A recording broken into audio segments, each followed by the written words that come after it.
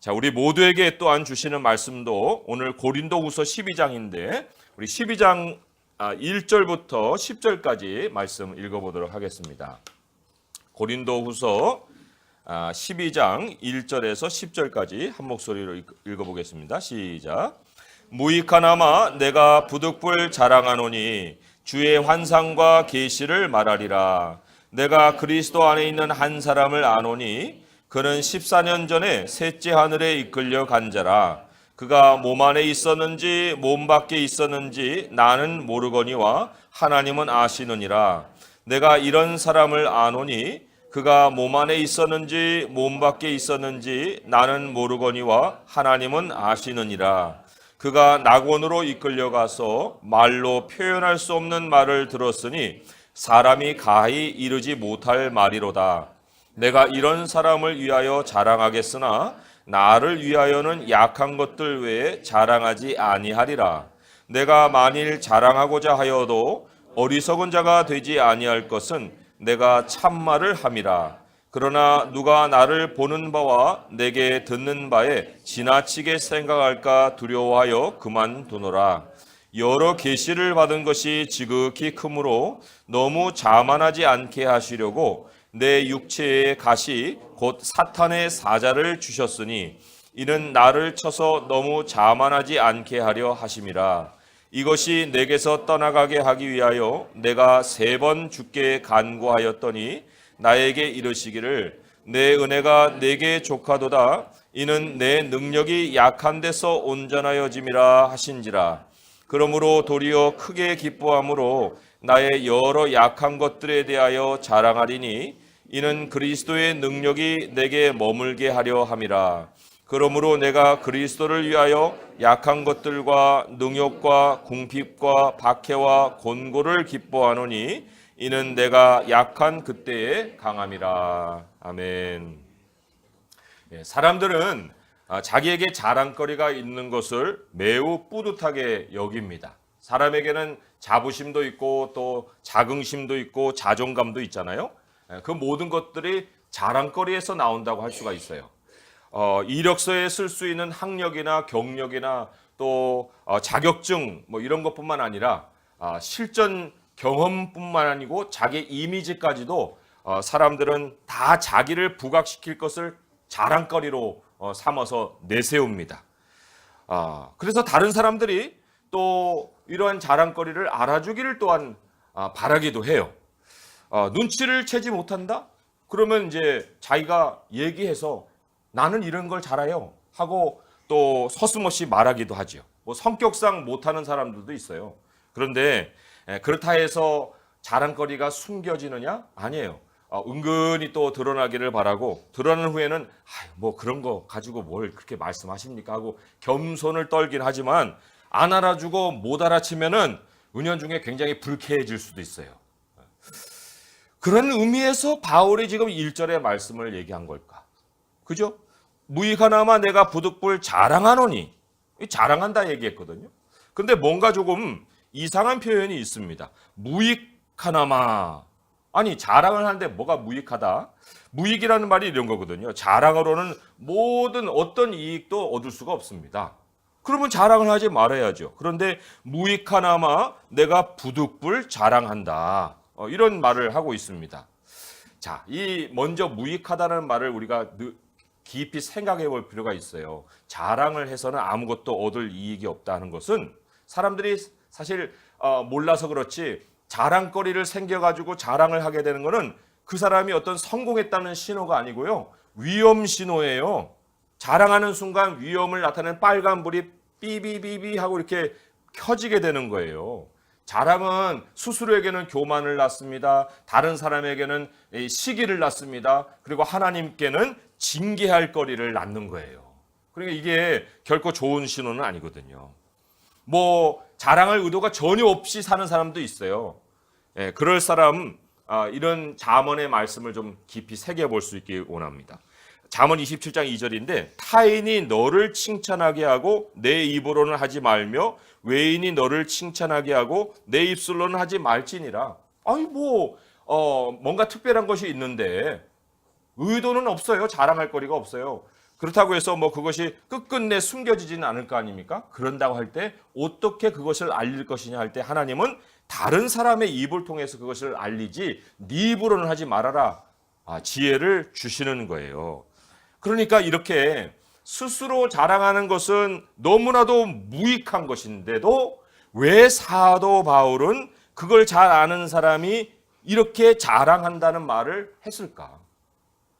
물론 거기에는 부득불이라는 말이 나오기도 합니다. 부득불 자랑해야겠다. 어쩔 수 없이 나는 자랑할 수밖에 없다. 이런 말을 이제 쓰고 있습니다. 그 당시에 이제 바울이 사역했던 고린도 교회 상황을 가만히 보게 되면 사도 바울만이 활동한 것이 아니에요. 거짓 사도들이 또 많은 영향력을 미쳤던 교회이기도 합니다. 그리고 바울은 고린도 교회 1년 반 남짓 정도만 목양을 했기 때문에 그 이유는 다른 사람들이 와서 다른 목회자들이 이제 이어서 교회를 목양을 해야 되는 그런 상황이었거든요. 근데 사도 바울은 굉장히 진실하게 사람들에게 나갔고 교회를 또 세운 그러한 상황이었는데 그 이후에 있는 사람들은 나와서 뭐를 들고 고린도 교회 사람들에게 나는 목회자요 이렇게 나타냈을까? 그게 바로 자랑거리였다는 거예요. 이력서를 가지고 스펙을 채워서 사람들 앞에 나타난 이러한 사람들이 목회자로 고린도 교회에 자기를 나타냈다. 11장 12절에서 보게 되면 이런 말씀이 기록이 되어 있습니다. 나는 내가 해온 그대로 앞으로 할 거다. 자랑을 안 할 거다. 전에도 안 하고 앞으로도 안 한다. 그런데 기회를 찾는 자들이 그 자랑하는 일로 우리와 같이 인정받으려는 그 기회를 가지고 너희들에게 나왔다. 사도 바울 이후의 사람들은 자랑을 가지고 그들에게 찾아온 사람들이라는 것을 이 사도 바울이 이 고백을 하고 있습니다. 실상은 껍데기예요. 그 안에는 굉장히 다른 사람들로부터 이익을 얻으려는 아주 장사 속이 가득한 거예요.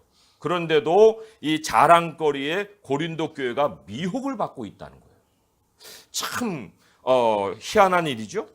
그런데 이게 희한한 일이 아닌 것이 한국 교회도 사실 순수 복음 시대가 지나가 버렸어요. 지금은 목회자의 스펙 시대가 교회들을 휩쓸고 있습니다. 고린도 시대나 우리 시대나 이 영적인 현상은 문화를 뛰어넘어요. 그래서도 인간의 죄성을 따라서 이 반복되는 일들이 계속해서 생기는데 그래서도 이제 오늘날의 그러한 순수성을 지닌 목회자에 대해서는 사람들이 보는 안목이 없고 그렇게 자랑거리가 있는 사람들에 대해서는 미혹을 받는 그런 시대를 우리도 살아가고 있다는 거죠.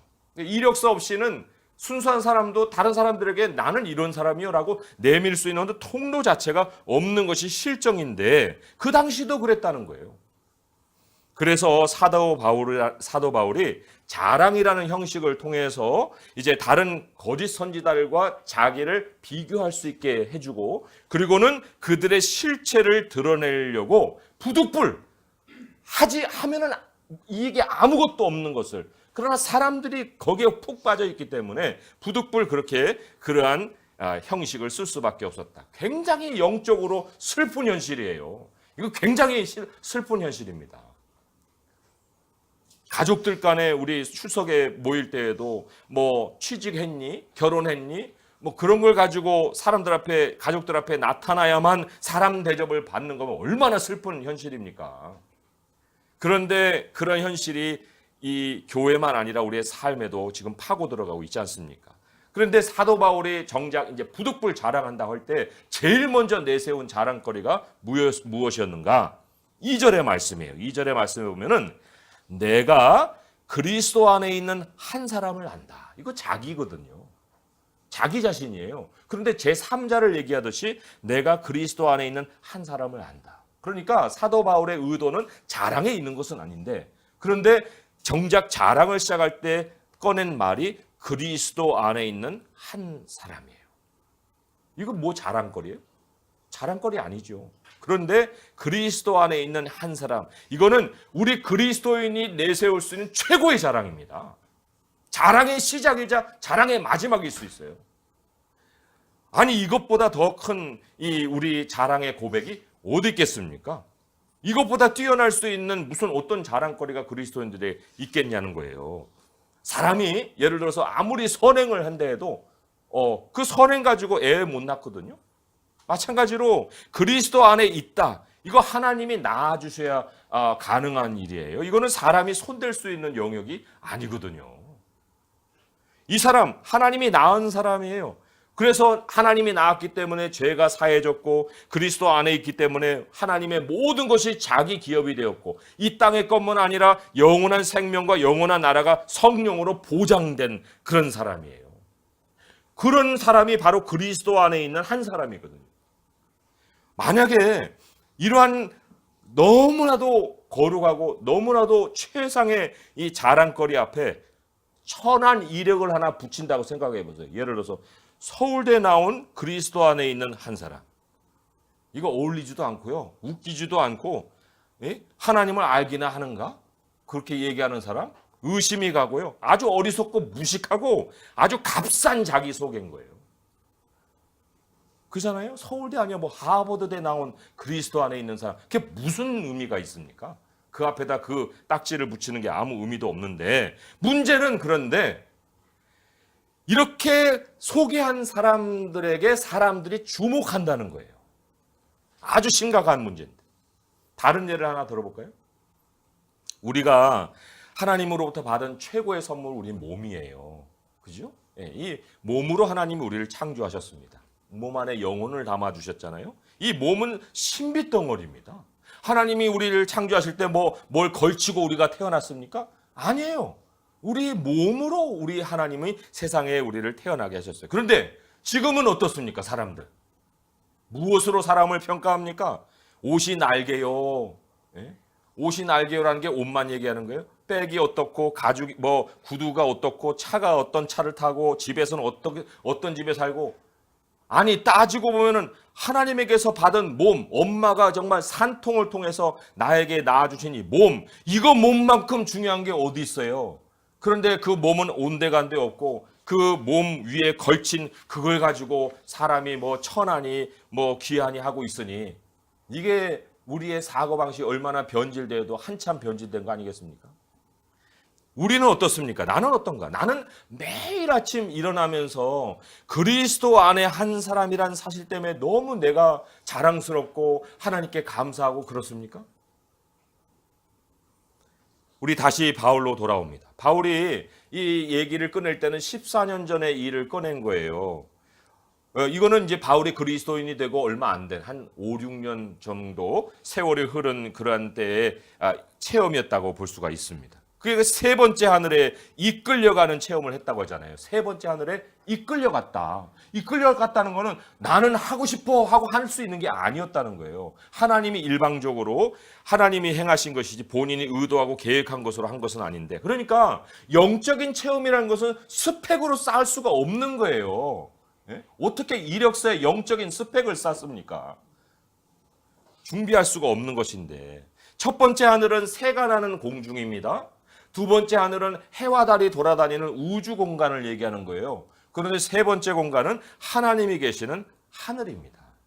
이거를 4절에서는 낙원에 이끌려갔다 이렇게 얘기하죠. 낙원을 얘기합니다. 예수님이 오른편 강도에게 오늘 내가 나와 함께 낙원에 있으리라.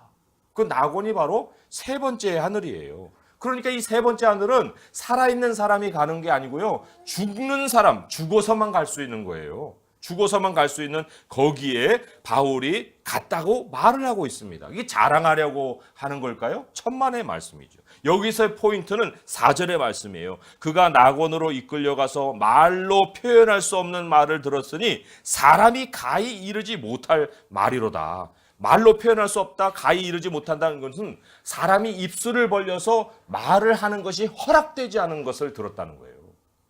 하나님이 그거 다른 데 가서 얘기하라고 얘기할 수 없는 허락이 불가능한 전달용이 아닌 선포용이 아닌 그 말씀을 사도 바울에게 들려주셨다. 아마 자랑하려 했으면 하늘에 간 거 자랑한 게 아니고 하늘나라 갔다 온 내용을 자랑했겠죠. 그런데 하나님이 거기에 대해서는 함구하게 하셨다는 거예요. 하나님이 직접 내려오셔서 땅에서 주신 계시, 하나님이 직접 사람에게 찾아오셔서 꿈으로 환상으로 주신 계시는 다 말하게 하지만 그러나 사람을 끌어올려서 죽어서만 갈 수 있는 그 자리에서 말을 해준 거는 그것은 하나님이 절대로 얘기하지 말아라. 그렇게 얘기를 하셨다는 거예요. 그런데 바울 당시의 거짓 사도들, 그 사람들만 그렇습니까? 오늘날에 얼마나 많은 사람들이 천국에 갔어 하고 천국에 간 환상 얘기를 하고 다닙니까? 환상 얘기만 합니까? 그 환상 얘기를 책으로도 써서 막 사람들에게 뿌리지요. 과연 바울에게는 허락을 안 했는데 그 사람들에게는 허락을 했을까요? 하나님이 어제나 오늘이나 영원토록 동일하신 분이라 했는데 바울에게는 예외로 하고 그 사람들에게 허락할 이유가 없어요. 그 나라는 믿음으로 우리가 성경 안에서 보는 것이고 믿음으로 가서 확인을 하는 현실이 되는 것이지, 여기에서 성경의 계시를 뛰어넘어서 영적인 자기 자랑에 빠질 일을 하나님이 행하시지 않으십니다. 이미 충분한 말씀을 주셨거든요. 바울이 왜 부득불 자랑했는지 이제 조금은 감이 오십니까? 자신도 엄청난 체험을 했지만 그것이 자랑하는 것이 허락되지 않은 체험이다. 너희들 지금 그런 얘기하고 다니는데 환상 봤다, 계시 봤다, 하나님이 나에게만 특별히 말씀했다, 그런 얘기를 꺼내고 다니는데 그거 하나님이 허락하지 않는 거라 하는 것을 가르쳐주기 위해서 지금 이 얘기를 꺼낸 거예요. 자랑하는 모양으로 시작을 했지만 결론은 그것은 자랑하는 것은 자랑해서는 안 되는 것이다 하는 걸 알리기 위해서 자랑의 모양을 취해서 사람들에게 알려주었다는 것이죠.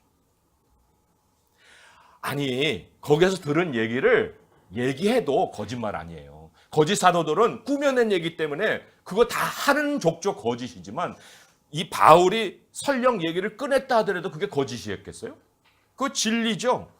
그런데 그렇게 해버리면 바울이 집중 조명을 당하잖아요.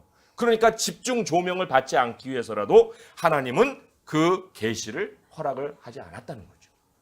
그게 6절의 말씀이에요. 내가 만일 자랑하고자 하여도 어리석은 자가 되지 않을 것은 내가 참말을 함이라. 진리다 그거. 그러나 누가 나를 보는 바와 내게 듣는 바에 지나치게 생각할까 두려워하노라. 그만둔다. 나를 주목할까 내가 그만둔다. 예수님 당시에도 예수님이 병자들을 굉장히 많이 고쳤습니다. 그리고는 고칠 때마다 뭐라고 했어요? 절대로 다른 사람에게 얘기하지 말아라. 말하는 걸 허락하지 않았거든요. 그런데 사람들이 나가서 막 전했어요. 전했다고 그게 거짓이에요? 거짓은 아니죠. 그런데 결과적으로 어떤 결과를 낳습니까? 그 낳은 사람을 사람들이 주목하는 거예요. 예. 오, 저 사람 죽었다 난 사람이야. 예, 살아난 사람이야. 그럴 뿐만 아니라 예수님을 하나님의 아들로 봐야 되는데 예수님이 하나님의 아들이 아니라 미러클 메이커, 기적을 행하는 인간 예수로 자꾸 보는 거예요. 초능력자로. 그러니까 이 사람이 거짓 자랑을 하게 되면은 자기에게 주목을 하게 되는 거예요. 사람들이. 이 사건 하나만 빼고는 하나님이 바울에게 많은 계시를 주셨습니다. 여러 계시를 주셨어요. 그거 뭐 해주셨어요? 그거는 전하라고 주신 거죠. 자랑하라고 주신 것이 아니에요. 그게 자랑거리로 변질돼서는 안 되는 거예요. 그래서 하나님이 주신 장치가 있습니다. 그게 7절의 말씀에 보니까 육체의 가시를 주셨다. 사탄의 사자를 이 사도 바울에게 주셨다. 아니 이건 또 무슨 얘기일까? 사탄 하면은 아니 이거는 대적해야 되고 우리하고는 상관없어야 될 존재인데 어떻게 하나님이 육체의 가시라는 정도가 아니고 사탄의 사자를 주셨다고 이렇게 얘기를 할까? 이게 뭘까? 하고 이제 궁금한 그런 우리 마음이 있죠. 갈라디아서 4장에 보게 되면 이게 어떤 병이다라고 할 만한 단서가 있긴 있어요. 왜냐하면 사도 바울이 내가 약한 중에 참 내가 너희들에게 나타났어도 너희들이 나를 그렇게 환대하고 반겨해 줬으니 너무나도 감사하다.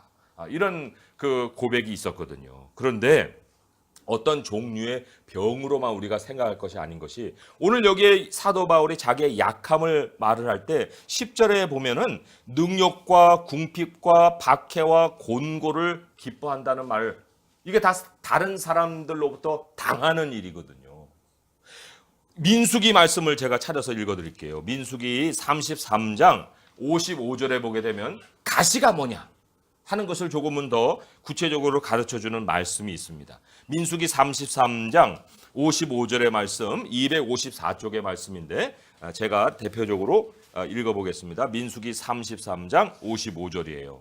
너희가 만일 그 땅의 원주민을 너희 앞에서 몰아내지 아니하면 너희가 남겨둔 자들이 너희의 눈에 가시와 너희의 옆구리에 찌르는 것이 되어 너희가 거주하는 땅에서 너희를 괴롭게 할 것이다.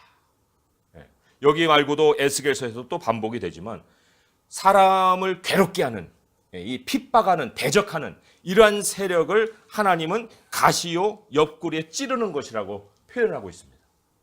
이게 그냥 뭐 하나님이 하시는 일이 아니라 사탄이 하는 일이잖아요. 그런데 왜 하나님이 이것을 바울에게 허락했을까? 바울 정도의 스펙이면요, 바울 정도의 영적인 체험이면, 이 정도의 계시면요, 바울은 당대 슈퍼스타가 됩니다. 뭐 세상은 안 알아줘도 성도들 사이에서 영적인 영웅이 되는 거예요. 대중의 영웅이 되는 거예요. 그런데 하나님이 그의 사형 내내 대적자를 붙이는 거예요. 대적자를 붙여가지고 매번 볼 때마다 바울을 멸시하고 바울을 핍박하고 공격하고 능욕하고, 여기 보니까 곤고를 가하고, 끝내 그의 최후는 어떤 줄 아십니까? 바울의 최후, 그는 어떤 모양으로 죽었을까? 그게 모두가 다 바울을 버리고 나는 죽는다, 이런 고백을 했거든요. 디모데후서 4장 16절의 말씀에 보면 이렇게 기록이 되어 있어요. 내가 처음 변명할 때 나와 함께한 자가 하나도 없고 다 나를 버렸으나 그들에게 허물을 돌리지 않기를 원하노라. 이 디모데후서는 죽기 직전에 쓴 서신이거든요. 다 나를 버렸다. 왜 하나님이 이랬을까요? 왜 하나님이 바울에게 이런 대적을 붙였을까요? 하나님의 목적은 역사에 바울을 남기는 것이 아니라 역사에 하나님의 말씀을 남기기 위해서 그런 거예요. 하나님의 영광을 남기기 위해서 그러는 거예요. 바울 디모데후서 4장 17절을 한 절 더 읽어보면은, 주께서 내 곁에 서서 나에게 힘을 주심은 나로 말미암아 선포된 말씀이 온전히 전파되어 모든 이방인이 듣게 하려 하심이니 내가 사자의 입에서 건짐을 받았느니라. 여기도 사자의 입이 나오죠. 계속해서 가시가 있었으나 하나님이 곁에서 힘을 줘서 선포된 말씀이 온전히 전파되게 하여 주셨다. 우리가 만약에 바울이라는 존재가 자꾸 드러났다고 하면은 하나님의 능력은 바울의 교만을 꺾는 일에 역사했을 거예요. 하지만 바울로 인해 그리스도가 드러날 때마다 하나님의 능력은 바울의 약함을 도와줬습니다. 그리고는 그 바울로 인해서 말씀이 전파될 수 있게 해주셨다는 거죠. 그래서 우리 모두도 다 무엇으로 돌아가야 되느냐? 기본으로 돌아가야 되는 거예요. 기본의 자랑거리로 돌아가야 되는 거예요. 뭐예요? 그리스도 안에 있는 한 사람.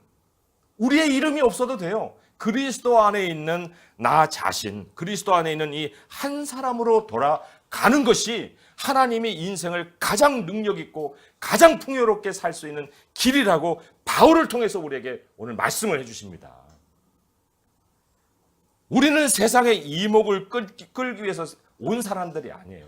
우리 청소년들이나 어린이들이나 지금 장래를 향해서 꿈꾸고 있지만 그 장래에 나타날 내 모습이 영광스러운 것이 아니에요. 우리는 하나님의 능력으로 그리스도를 위해 살기 위해 온 사람들이에요. 그리스도는 흥하여야겠고 나는 쇠어야 하리라 하는 이 세례 요한의 고백은요, 인생의 진리입니다. 그럴 때 우리에게 영원한 영광까지 하나님이 자랑스럽게 씌워주시는 거예요.